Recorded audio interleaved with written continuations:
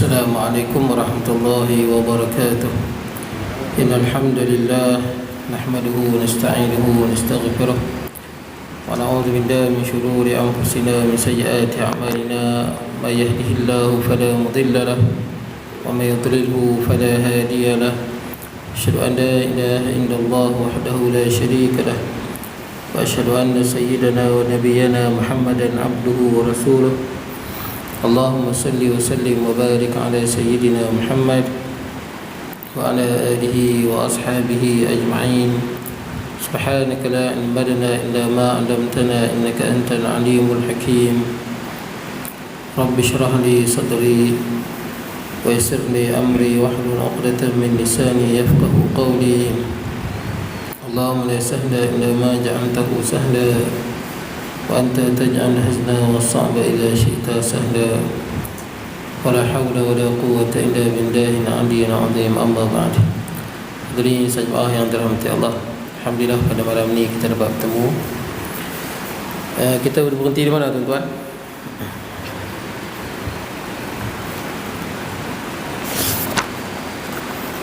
Masih lagi Isra' dan Mi'raj, betul tak?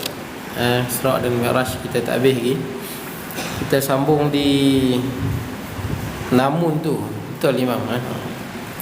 Qala musannifu rahimahullahu ta'ala wa nafa'ana bi ulumi fid darain. Kata mengarang, namun beberapa keistimewaan menunjukkan peristiwa perjalanan malam Nabi adalah seperti berikut. Kita dah cerita tentang Isra' dan Mi'raj. Jadi beberapa perkara yang penting lah ataupun istimewa, yang ajaib, yang berlaku ketika mana baginda Nabi sallallahu alaihi wasallam diisra'kan. Yang pertama, dalam kitab ni dia tak sebut tuan-tuan yang kita selalu tu. Contohnya nampak apa? Kan dalam perjalanan waktu di Isra', dia ada dua kan. Isra' di bumi tu nampak ada orang yang cakap muka, orang yang apa lagi? Apa? Banyak tuan-tuan kan. Ada yang nampak orang tua, usia dunia kan. Lepas tu ada ifrit yang kejar. Kenapa dia tak sebut? Riwayat itu memang ada tuan-tuan, tapi dari segi kekuatan sanad dia tak kuat lah. Jadi sebahagian kitab-kitab disebut, tapi dalam ni memang dia sangat menitik beratkan jugalah berkenaan dengan sanad. Sebab tu tak sebut benda tu tuan-tuan. Tapi kalau ada ustaz-ustaz cerita tuan-tuan, tak apalah. Sebagai apa? Pengajaran yang kita boleh ambil. Dalam buku ni dia memang dia perhatikanlah sanad tu, dia ambil yang kuat lah. Baik. Jadi tuan-tuan, kita tengok yang pertama.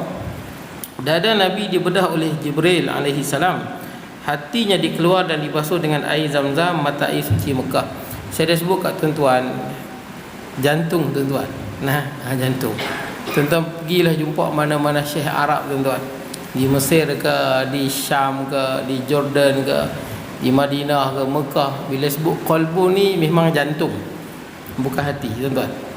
Yang dikeluarkan adalah jantung, bukan hati.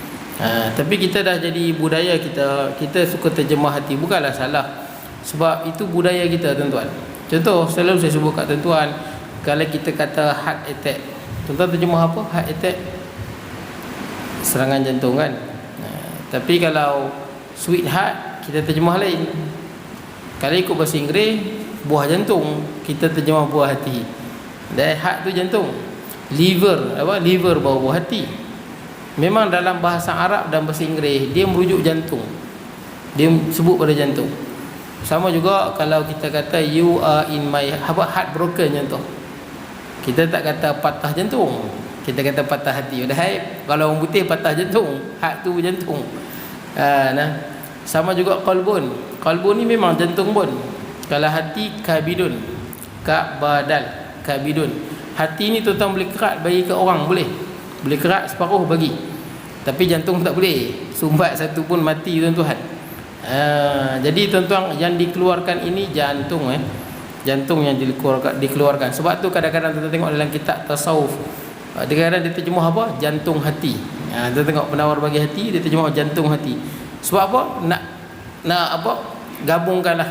Sebab qalbun tu memang jantung pun.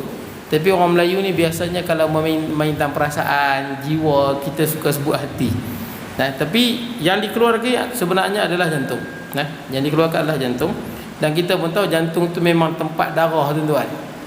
Darah duk pam, pusing tu memang di jantung. Dia yang duk pump. Itu yang bila sumbat-sumbat nanti dia boleh stroke dan sebagainya, tuan-tuan. Baik, jadi keluarkan jantung dan dibasuh dengan air Zam-Zam, mata air suci Mekah. Basuh dengan air Zam-Zam. Air Zam-Zam ni banyaklah kelebihan. Saya pernah sebut kat tuan-tuan, ma'u Zam-Zam lima syuribalah. Air Zam-Zam ni kelebihan dia seperti yang kita niatkan. Beli air Zam-Zam, minum, niat. Itu hadis sahih, tuan-tuan. Sahabat Nabi yang saya pernah sebut kat tuan-tuan, ringkas saya ulang balik, Abu Zar Al-Ghifari kan. Abu Zar Al-Ghifari ni asalnya perompak, qati'ut tariq, perompak.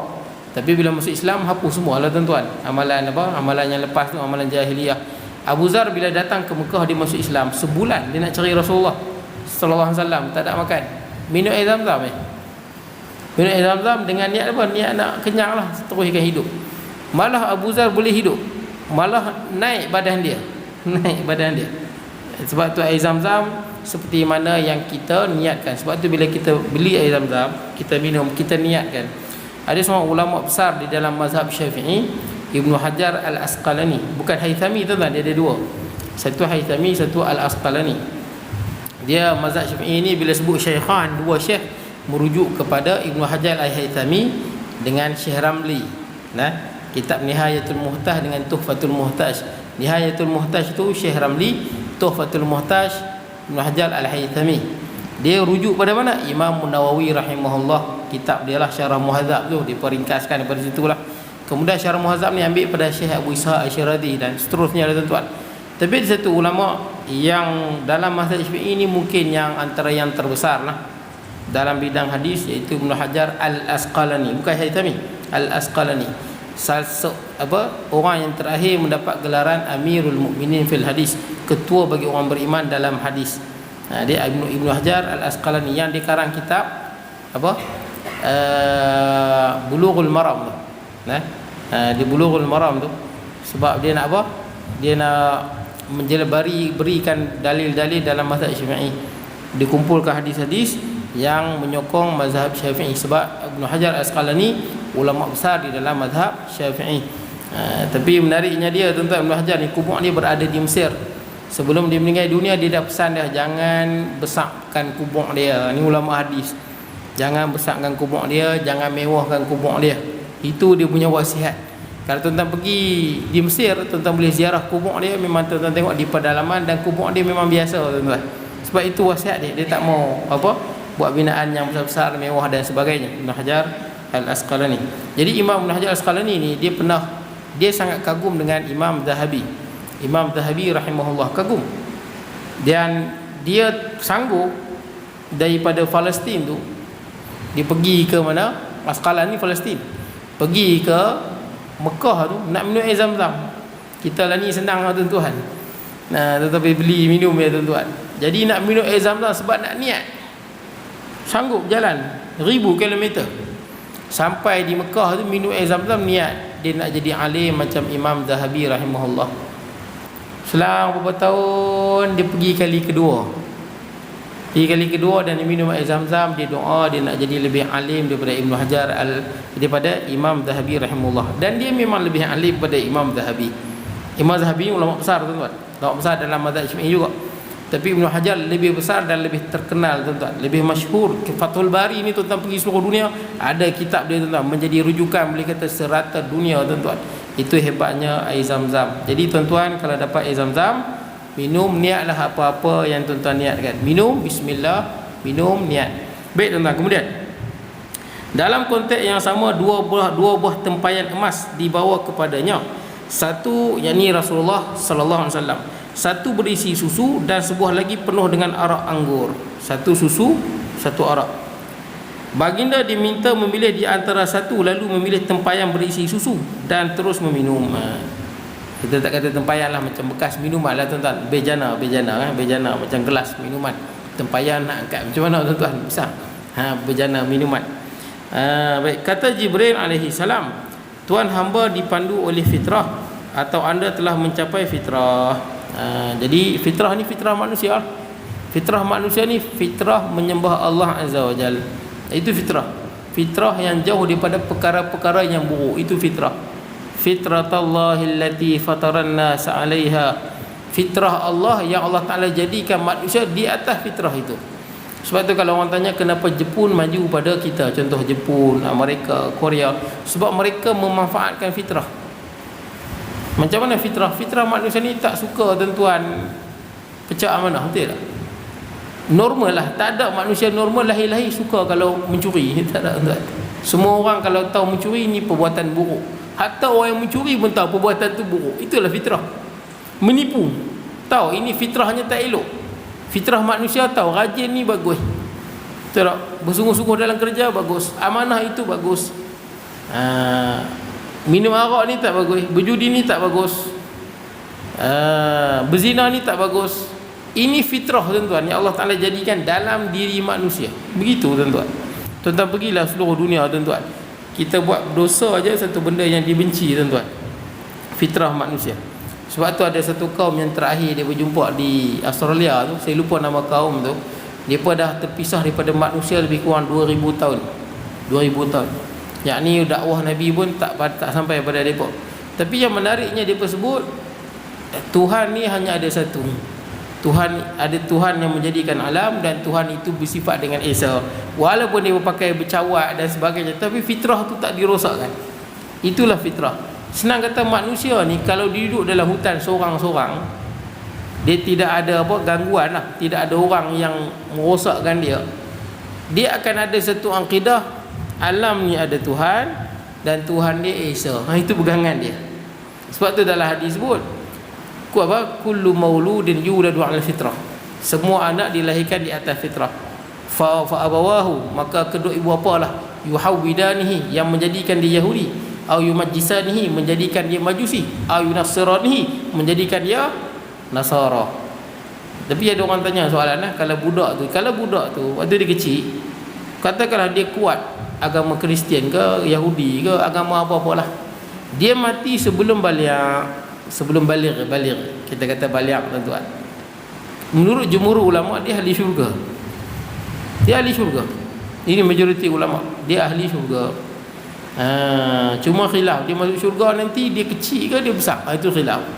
Sebahagian dia kata dia kecil jugalah, sebagai hiburan bagi ahli syurga. Kan kita suka tengok budak-budak, betul tak kan? Kita tengok budak-budak kita suka, yatufu alaihi wildanun, betul tak disebut ahli syurga ni dili apa, depa ditawaf ataupun dikelilingi oleh wildan, anak-anak. Katanya inilah anak-anak yang mati sebelum baligh. Sekalipun mati dalam agama Hindu, Buddha dan sebagainya, tapi bila dia dah baligh, dia dipertanggungjawabkan. Contoh ni mudah lah. Seorang budak, kalau ayah dia mengajak mencuri, betul tak? Ayah dia ajak dia mencuri. Kalau sebelum dia baligh dia mencuri, hakim tanya apa sebab mencuri, dia kata ayah ajak. Hakim takkan hukum dia, betul tak? Ayah dia lah kena, betul tak? Pasal dia budak lagi, dia tak tahu apa. Tapi kalau dia dah umur 20, 21, pasal apa mencuri, ayah dulu kecil-kecil ayah ajak, ini tak boleh. Pasal dah besar, dah boleh fikir. Pasal apa mencuri motor ni, ayah ajak lu, hakim takkan terima, kita pun takkan terima. Dah besar. Sama juga tuan-tuan dalam kes agama ni. Kalau dulu dia waktu sebelum baligh dia agama selain pada Islam, dia dah besar, dah baligh, dia wajib mencari, wajib berfikir. Betul? Baik, itu fitrah tuan-tuan. Kemudian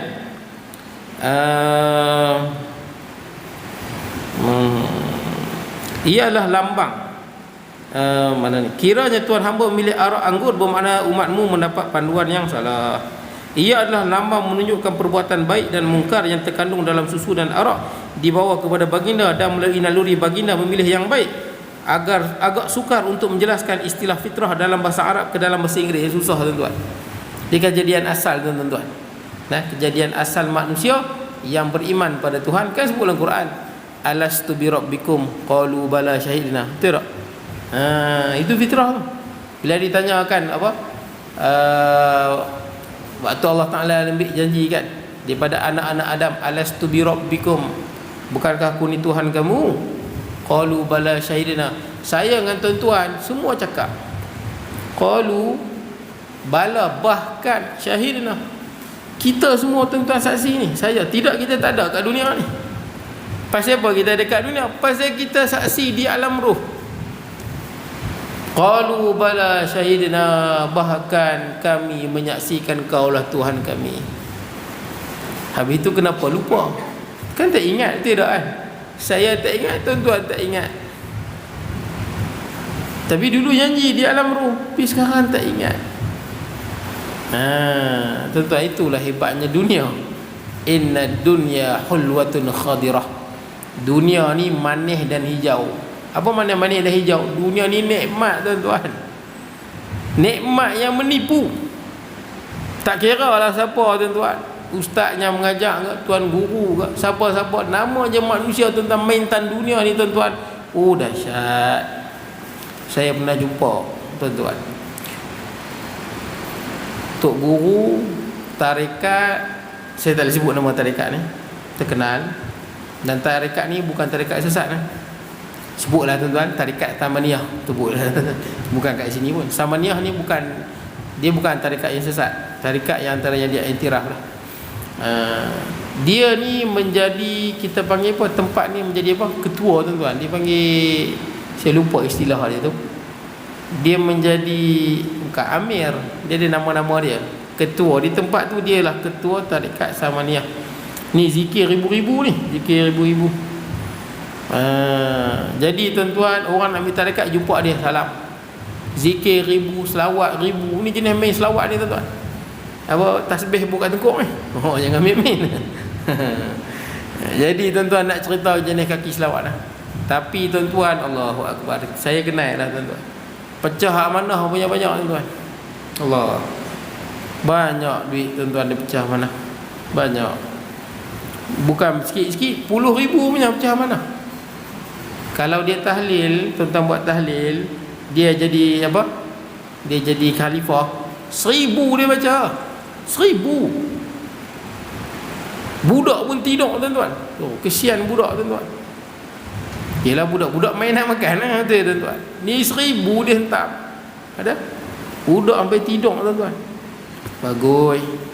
Tapi pecah amanah. Maintan dunia, tuan-tuan, tak kira tuan guru ke apa ke, maintan dunia, tuan-tuan. Kalau betul-betul, bukan semua, tuan-tuan, ada yang baik. Tapi kalau kita tak jaga iman kita, kelabu, tuan-tuan. Kelabu habis. Kalau kita tak didik diri kita, tuan-tuan, habis. Hanyut. Tak apa. Lepas tu pinjam duit. Rajin pinjam duit pula. Dia mengajak merata. Mengajak merata. Tauliah negeri pun ada. Saya tak boleh sebut detail, tuan-tuan. Mengajak merata. Orang percaya dia hebat kan. Ustaz serban tak lepas atas kepala. Pinjam duit ke orang. Bukan sikit, banyak. 20,000, 12,000. Orang bagi, ya, tengok tok guru. Tobat tak banyak, tuan-tuan. Bukan dia tak banyak, dia banyak pakai zikir. Oh, banyak cantik, banyak guna zikir. Dia sedekah. Hampir pinjam alung, banyak guna zikir. Tengok kena potong ke tak kena potong lah. Betul tak? Kok orang tak jemput mayat kot. Betul tak? Ni buat kat orang kampung. Sian orang kampung, tuan-tuan. Kena, ada ustaz seorang pun kena 20,000. Allah Akbar, 12,000. Dahsyat, tuan-tuan. Allah, saya pun heran, tuan-tuan. Itu kata dunia ni dahsyat. Dahsyat dunia ni. Kita yang terima amanah bila masuk kat dunia ni, tuan-tuan, dengan penuh kenikmatan, berbagai-bagai apa keindahan, itu yang lupa, tuan-tuan. Bila ingat balik, mati nanti ingat balik. Tuan-tuan masuk exam dulu kan, kita baca buku dah, betul tak? Baca buku ingat dah, masuk exam lupa. Betul tak? Ini dunia, tuan-tuan. Ini ujian yang paling besar. Tu yang kita lupa, tuan-tuan.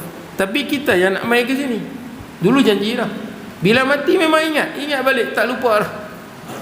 Kita yang minta main sini, kita yang minta amanah yang Allah Ta'ala bagi dan kita terima. Kalau kita kata tak ingat pun, kita tak ingat, tapi bukti dia ada. Apa bukti dia? Dalam banyak-banyak makhluk kat dunia ni, manusia aja yang ada free will. Betul tak? Kita boleh bebas nak buat apa saja. Termasuk dengan jin. Jin tak apalah, kita tak nampak dia, tuan-tuan. Kita boleh buat apa saja. Binatang lain tak boleh. Hatta manusia lah yang paling berkuasa. Betul tak? Atas dunia ni kita menguasai semua, tuan-tuan. Berbanding dengan makhluk lain, manusia kontrol semua. Hatta jin sekalipun, jin pun, tuan-tuan, tak boleh challenge manusia. Tak boleh challenge manusia. Hebatnya manusia. Sebab tu jin biasanya bila tuan-tuan buat rumah jin, biasanya dia akan jauh. Dia tak mau dekat-dekat. Jin pun, hakikat jin pun takut pada tuan-tuan. Boleh kata majoriti jin macam tuan-tuan jumpa anjing tuan-tuan. Nampak macam garang tapi maknanya takut. Anjing hak biasa-biasa lah. Bukanlah anjing apa German Shepherd tu tuan-tuan. Hak di train tu lain lah tuan-tuan.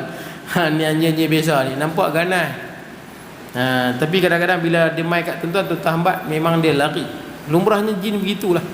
Sebab tu kalau dia main kacau pun dia duduk jauh-jauh begitu je. Itu pun dia berani tak berani tuan-tuan. Betul. Itu hakikat jin. Ataupun dia ketuk pintu, betul tak? Ketuk pintu. Adalah sebahagian jin macam jin Ifrit yang bertindak pada manusia, ada, bukan tak ada. Tapi kebanyakannya begitulah. Sebab manusia ni khalifah. Kita tuan-tuan tengok, betul tak? Quran sebut wasakharakumul apa? Allah Taala mudahkan kita kan. Pada semua yang ada di langit, kita senang nak kontrol binatang ni, boleh tarah gunung, boleh tebang pokok, betul tak? Gunung tak boleh buat apa, pokok tak boleh buat apa. Kalau Allah Taala bagi pokok tu tampak kita, macam mana tuan-tuan? Gunung tu hempuk kita boleh kontrol semua. Sedangkan gunung ganang tu hidup, dia pun juga bercakap pada Allah Azza wa Jalla, tapi kita boleh kontrol semua. Allah Taala tundukkan semua pada kita. Sakhara lakum disebut. Allah Taala tundukkan seluruh makhluk pada manusia. Kita boleh buat apa saja. Itu bukti kita dah terima amanah yang tidak ada pada makhluk lain. Baik, okey tak apa. Itu fitrah.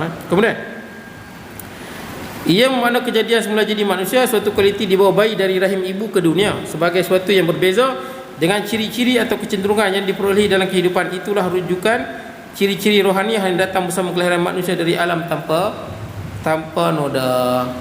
Alam tanpa noda. Jadi kalau lahirkan betul-betul begitulah, yakin kita benci benda-benda yang buruk dan kita suka benda-benda yang baik. Sebab tu negara-negara yang bukan Islam kenapa maju? Dia memanfaatkan fitrah. Fitrah apa? Kerja kena amanah, betul tak? Jangan pecah amanah, rajin dalam kerja, etika kerja yang baik. Dia memanfaatkan fitrah yang Allah Ta'ala jadikan.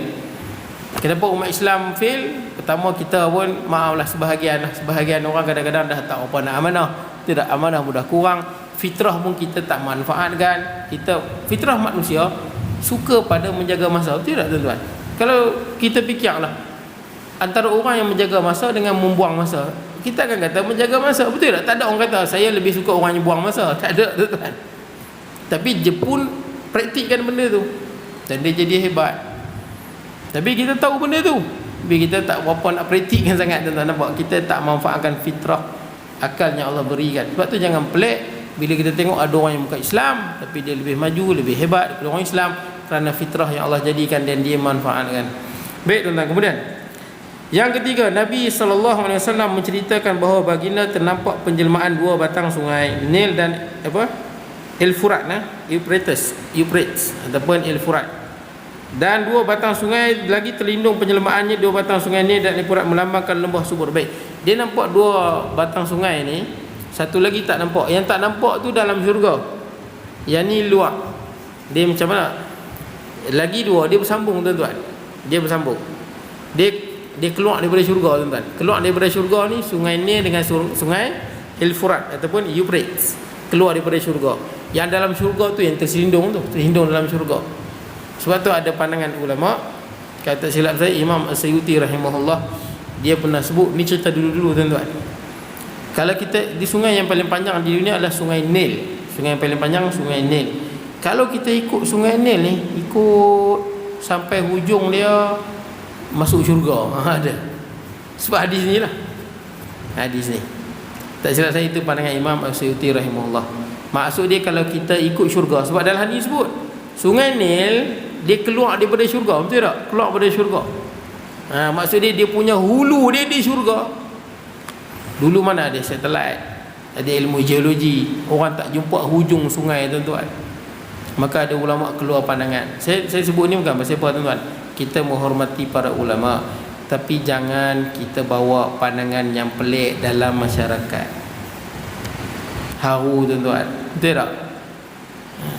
Mandi safar boleh, jangan buat lagu tu. Kita hormat ilmu dan sebagainya, tapi jangan buat kerja lagu tu.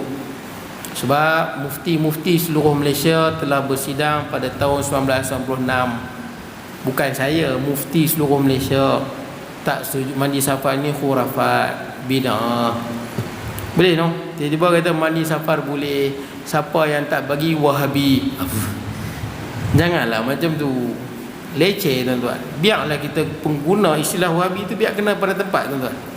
Kadang kita guna istilah Wahabi tak kena pada tempat. Jadi orang nampak macam istilah ni istilah yang bebal tuan-tuan. Istilah yang tak ada substance. Mengata ke orang ni tuan-tuan. Tak jadi.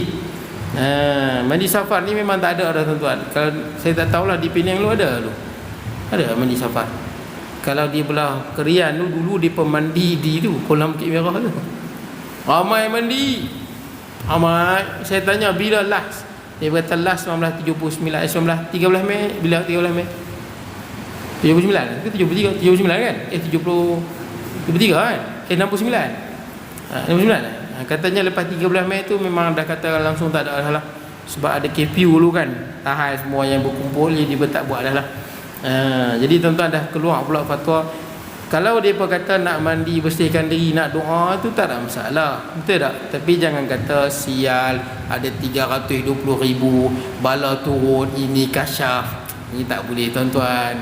Mana boleh berhujah dengan kasyaf.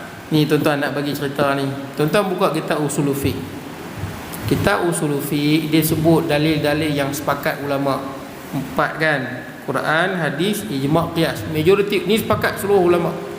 Yang khilaf ada tak? Ada istihsan, masahilul mursalah, sadduz zara'i, amalu ahli Madinah. Ada lagi yang lain kan? Kasyaf ada kasyaf. Mana ada? Kalau ada orang kasyaf, itu amalan dia lah. Jangan bawa masyarakat kasyaf. No, ni bukan tuan-tuan. Maaf, walaupun memang kasyaf tu ada, saya tak nafi, ada. Tapi untuk kita berhujah dalam masyarakat, satu benda yang sangat tak sesuai. Saya bagi contoh tuan-tuan. Di Kerian ada satu geng tarikat mana saya tak tahu, tapi jenis makrifat lah tuan-tuan. Penang banyak makrifat, Penang banyak penama kuih tu kan, hebat ni. Dia jumpa mufti, dia bantai mufti. Apa nama takwil tu? Tak apalah tuan-tuan pun kenal lah. Penang ni banyak juga saya tahu geng-geng makrifat ni. Jadi cerita di Kriak ni, geng makrifat. Depa tak pergi sembahyang Jumaat. Tak pergi. Pasal apa tak pergi? Sebab kasyaf lah. Kasyaf. Apa kasyafnya? Nampak imam kepala khinzir. Imam kepala khinzir, Bilal kepala bewak, ini kepala keldai. Hang kasyaf ke hang yang kena tipu dengan syaitan? Saya risau terbalik tu. Saya tak nafikan. Sayyidina Osman pernah, saya bagi contoh. Ini Sayyidina Osman kita tahulah, sahabat yang dijamin syurga kan. Salah satu contoh kita kata kasyaf ni. Ni yang betul. Ini kasyaf betul ini tuan-tuan. Ini kasyaf betul. Ini bukan kasyaf dakwaan kosong tuan-tuan. Sayyidina Osman, Anas bin Malik, seorang sahabat Rasulullah kan SAW. Sebelum dia nak pergi jumpa Sayyidina Osman tu, dia berjalan nak pergi jumpa Sayyidina Osman. Dalam perjalanan tu dia nampak seorang perempuan yang cantik. Orang perempuan ni kalau dia cantik, sekalipun dia pakai tudung, kita tak boleh tengok lama-lama. Tak boleh tengok lama-lama. Walaupun dia tutup aurat, kecuali untuk bercakap ataupun kita ada urusan dengan dia. Tapi kalau kita tengok, sagi tengok lagi, sagi tengok, dia tak boleh. Jadi Anas tengok pasal cantik orang perempuan ni. Itu juga dalil menunjukkan perempuan tak wajib pakai purdah. Ini pandangan majoriti lah. Pandangan majoriti, orang perempuan tak wajib pakai purdah. Tidak apa makna dia suruh kita tunduk pandangan. Tidak, tunduk melihat wajah orang perempuan. Jadi dalam perjalanan, tapi nak pakai purdah boleh lah, sunat. Nak pakai purdah dia jadi hukum sunat lah. Bila ada yang kata wajib, ada yang kata tak, maka jadi sunat lah. Nah, kita panggil khuruj minal khilaf mustahab. Baik tuan-tuan. Jadi bila dia tengok perempuan tu, bila dia bertemu dengan Sayyidina Osman, ada beberapa orang sahabat Nabi yang lain, Sayyidina Osman kata apa? Salah seorang daripada kamu masuk bertemu dengan aku, sedangkan di matanya ada kesan zina. Terkejutlah Anas bin Malik. Ada wahyu lagi ke? Itulah kasyaf. Ini kasyaf betul Sayyidina Osman. Ni kita tak tahu mai celah mana kasyaf. Kita susah nak percaya tuan-tuan. Lelah ulama muktabar. Jadi tuan-tuan, depa tak pergi, depa kata kasyaf. Ini saya rasa sebenarnya depa yang diperbodohkan oleh syaitan. Sebab apa tuan-tuan? Yang pertama, pada zaman Rasulullah SAW tuan-tuan, Abu Jahal tu jahat, betul tak? Adakah Rasulullah tengok Abu Jahal kepala kaldai ke? gorila ke? Tak ada tuan-tuan. Nampak kepala Abu Lahab ni macam apa? Dinosaur ke? Tak ada tuan-tuan. Tiba-tiba dakwa macam ni pelik tuan-tuan. Satu. Yang kedua tuan-tuan, syaitan ni memang boleh sihir mata. Itu kena tahu. Syaitan memang boleh sihir mata. Ini kemampuan yang Allah Ta'ala berikan pada syaitan, dan dengan izin Allah. Dengan izin Allah. Macam pistol lah, kita tembak orang tembus kepala. Tembus itu dengan izin Allah. Tapi dari segi adatnya boleh jadi. Sama syaitan, dari segi adatnya dia boleh sihir mata ni. Dia boleh sihir. Bukti dia disihir mata Nabi Musa kan, waktu dia lempang tu tongkat apa semua tu, saharu a'yunan nas wastarhabuhum, dia persihir mata dan menakutkan. Padahal tongkat dengan tali itu bukan jadi ulang pun, tapi dia persihir mata. Sampai Nabi Musa bila tengok, fa'awjasa fi nafsihi khifatan Musa, Nabi Musa bila tengok, Nabi Musa takut bila tengok ulang dan tongkat dengan apa, tongkat dengan tali itu berubah jadi ulang. Nabi Musa takut, dia sihir mata. Itu kemampuan dia. Sebab tu tuan-tuan, antara sihir yang pertama, ma yufarriquna bihi bainal mar'i wa zawjihi, mencerai-beraikan lelaki bini. Betul tak? Ni kita baca dalam Quran. Itu antara sihir yang pertama di dunia ni tuan-tuan. Sejarah sihir yang pertama, antara yang terawal bagi cerai lelaki bini. Itu antara sihir yang pertama. Di sihir mata. Kita tengok bini kita naik meluat, naik menyampah, nampak serabut, kita tengok muka dia nampak hodoh. Disihir mata suami, isteri tengok suami ni menakutkan macam gorila, dia takut tengok tuan-tuan. Dia tengok geli, sejijik, sihir mata. Tuan-tuan. Sebab tu jadi cerai-berai lelaki bini tu. Lagi satu tuan-tuan. Ada satu kes tuan-tuan, saya tengok dalam TV tentang Ustaz Perubatan Islam cerita. Ada dua pasangan muda, lelaki bini lah, pergi berubat. Yang bini dia ni ada apa? Ada gangguan, saka ikut dia. Jadi dia sangat takut. Tiap-tiap malam saka tu kacau dia, goyang almari lah, goyang pintu lah. Saja kacau dia saka tu. Tapi saka tu waktu malam suami dia akan tengok isteri dia sangat cantik. Macam tu pula. Saka tu disihir mata suami dia, sehingga suami dia tengok isteri dia kalau waktu malam dialah yang paling cantik yang ada di alam semesta ni kot. Macam itulah. Dia tengok sangat cantik. Saka tu walaupun dia ikut isteri dia tu, tapi dia boleh sihir mata suami dia. Jadi masa nak buang dia berbincang, nak buang ke tak buang bang? Kalau dah buang tak lawa, nampak real pula kan. Mungkin nampak yang real lah. Kalau buang nampak yang real, kalau tak buang dia nampak cantik. Dia sihir mata tu. Itu kemampuan syaitan adatnya, tapi semua dengan izin Allah tuan-tuan. Saya dah sebut macam parang kita potong tak putih, tapi dengan izin Allah. Tapi biasanya putih dengan izin Allah, itu adatnya. Begitu juga syaitan adatnya disihir mata boleh. Tuan-tuan, lagi satu contoh. Kadang-kadang kita dah menikah kan, ramai dah menikah. Kadang-kadang bini tuan-tuan dah lawa dah, cantik dah. Tapi kadang-kadang tengok bini orang pun cantik, lawa pula bini Tok Siok ni. Dia berkenan tuan-tuan. Lawa pula dia ni, walaupun kulit dia hitam-hitam manis, comel aku nampak. Pasal apa jadi lagu tu? Pasal apa? Sebab Quran dalam hadis sebut an-nisa'u aurah, perempuan ni aurat yang kena tutup, jangan duk dedahkan sangat. Fa iza kharajat ishtarafa syaitan, bila dia keluar rumah, syaitan akan jadikan dia menarik, terpesona di mata lelaki. Sebab tu tuan-tuan jangan heran, kadang-kadang kita tengok orang perempuan, tengok dia segi design rupa biasa, tapi kadang-kadang tertarik hati. Jangan jaga. Sebab tu dia sebut pandangan ni min sihamin iblis. Betul tak? Pandangan ni daripada anak panah syaitan. Sup dia panah masuk dalam hati, kacau. Nak tidur malam pun dia teringat janda belakang rumah. Betul tak? Makan mandi pun tak pasal, makan pun tak kenyang, tidur tak lena tuan-tuan. Jaga-jaga. Lepas tu kena jaga pandangan. Boleh lah. Sebab tu saya risau golongan yang duk claim ni, ni kepala khinzir, kepala ni. Betul ke syaitan yang sihir mata hang? Sampai hang nampak saudara se-Islam hang dengan pandangan yang buruk. Bahaya tuan-tuan. Jangan sebut lah tuan-tuan. Tapi ustaz yang sebut tu saya akuilah keilmuan dia dan sebagainya. Tapi dalam isu tu tak patut. Sama juga isu bismillah beri pada ahli naubah tu tak patut juga tuan-tuan. Tuan-tuan tahu. Tahu. Memang ada sebut. Saya mengajar, saya baca, saya pun mengaji kitab Faridatul Faraid. Tapi cara hurai itu jaga-jaga. Kita hurai sebab dia cerita dia hurai. Ada orang beli barang pada Cina. Lepas tu ustaz itulah hurai. Adalah ustaz tu. Kemudian barang dia sangkut, tak boleh main. Rupanya dia ada buat masalah dengan ahli naubah. Wali naubah ni roh wali-wali yang dah mati tapi dia kontrol tuan-tuan, dia kontrol semua. Nak jadi aksiden ke, nak jadi sakit, nak jadi bala, dia kontrol semua.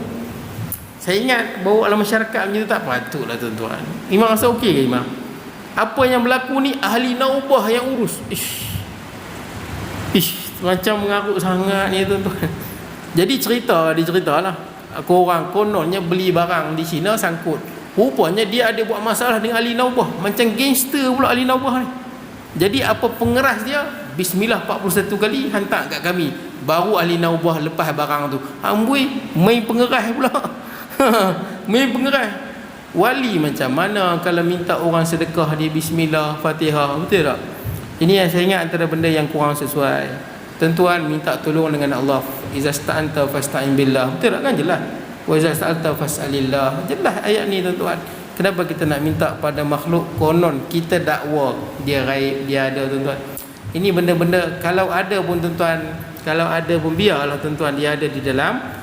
Benda yang saya dah kata dah, pandangan yang pelik jangan kita bawa dalam masyarakat. Takut orang buruknya pada Islam tuan-tuan. Saya bagi contoh lagi tuan-tuan. Matahari terbenam. Tuan-tuan buka dalam kitab lama, tak silap saya dalam kitab Furu'ul Masail. Saya ajak kitab tu di Masjid Bukit Merah, wa Usul Wasail. Kitab ni sangat hebat. Terutama dalam persoalan mazhab fiqh. Hebat kitab ni. Susunan Syekh Abdullah bin Daud Al-Fatani tuan-tuan. Syekh Daud bin Abdullah Al-Fatani rahimahullah. Dalam pandangan dia disebut tuan-tuan, matahari bila terbenam, dia terbenam tu. Pandangan pertama kata matahari terbenam dalam laut. Memang dia masuk dalam laut. Pandangan tu ada, tuan-tuan jangan buka YouTube, tuan-tuan tahu tak rahsia. Inilah rahsia kasyaf. Jangan. Buruk nama Islam nanti. Satu lagi pandangan mengatakan matahari waktu dia nak terbenam, ikan paus telan dia. Bukan sampai kat laut tu, ikan paus telan. Jangan kita buat YouTube buh nama best-best sikit. Tuan-tuan nak tahu tak rahsia kasyaf. Janganlah tuan-tuan. Jangan buat buruk Islam lah tuan-tuan. Itu pandangan para ulama, kita hormati. Bila ada yang ajaib, yang pelik tuan-tuan, tak perlulah kita viralkan, bawa kepada masyarakat. Ulama ijtihad, kalau betul mendapat satu pahala, kalau betul dapat dua, kalau salah dapat satu. Baik tuan-tuan. Kemudian itu sungai ni. Jadi tuan-tuan, sungai ni maksud dia apa? Yang kata nampak tu, apa makna dia? Dihurai di sini tuan-tuan. Makna dia yang dipegang oleh majoriti ulama lah. Makna dia apa? Makna yang sebenar dia, penjelmaan dua batang sungai ni dan Euphrates ataupun Efrat melambangkan lambah subur di mana mesej Nabi Muhammad SAW akan menetap dan penduduknya akan sentiasa berpegang kuat kepada Islam. Yang ni di mana? Di Syam, Iraq dan Mesir. Itu kawasan sungai ni lah. Diwarisi dari satu generasi ke generasi yang lain. Tidak pula bermakna sungai itu mengalir dari Taman Firdaus. Bukan makna seperti pandangan Imam Syafi'i tu. Maksud dia sungai ni kalau kita ikut hujung masuk syurga tuan-tuan. Bukan. Dia hanya simbolik tuan-tuan. Simbolik pada apa?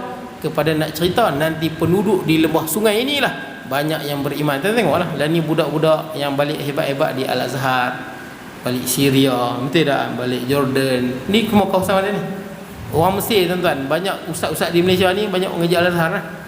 Orang Mesir tuan-tuan, antara dalam bahasa kinayahnya dia panggil Abna'un Nil, anak sungai Nil.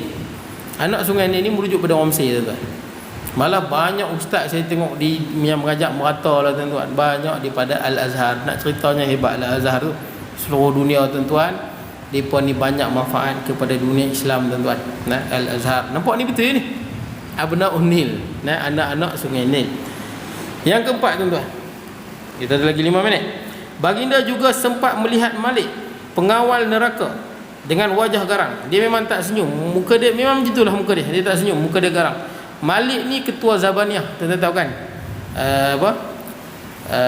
Macam mana sanad Zabaniyah?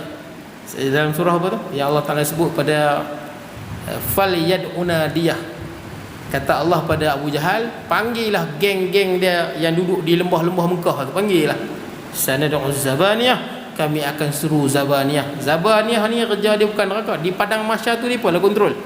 Di padang mahsyar yang nak hambat orang, nak tarik lempak dalam neraka, ini kerja Zabaniyah.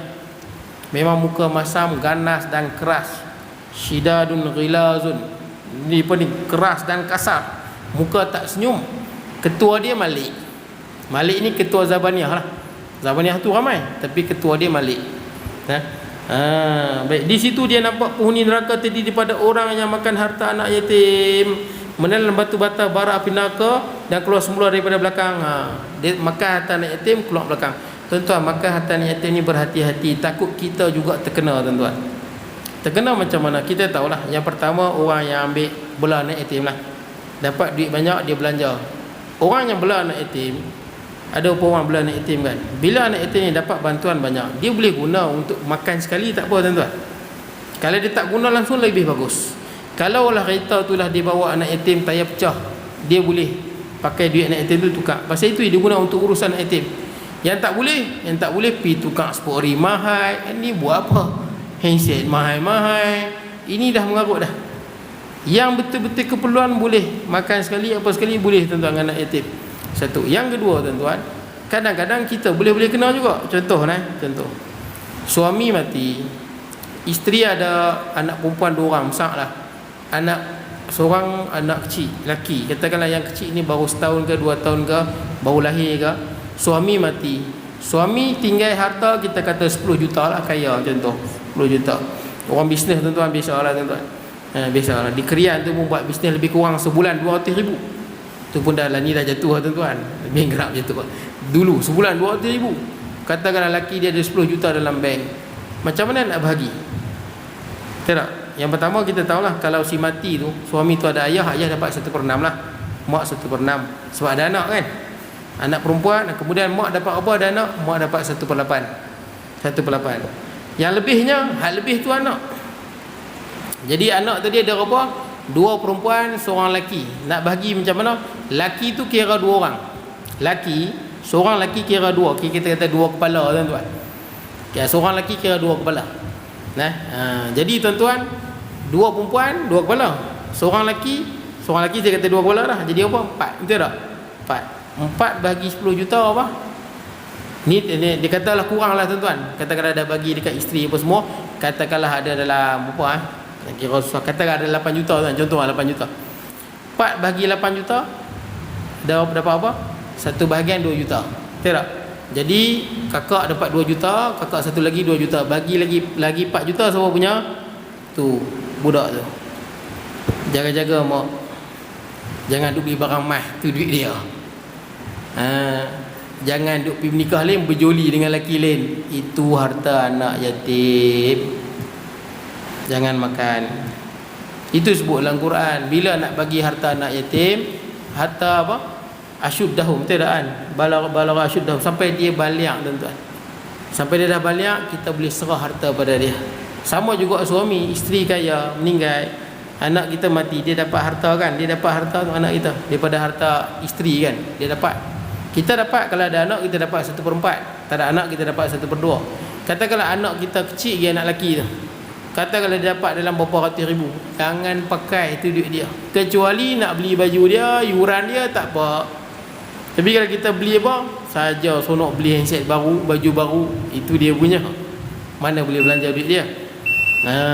Kalau nak beli makan sama-sama, tak apalah. Ni cerita harta anak yatim tak boleh kita belanja. Lainlah kalau keluarga susah. Keluarga memang betul-betul susah, duit yang ada itulah buat makan sama-sama. Itu cerita lain, tak apa, makan sama-sama.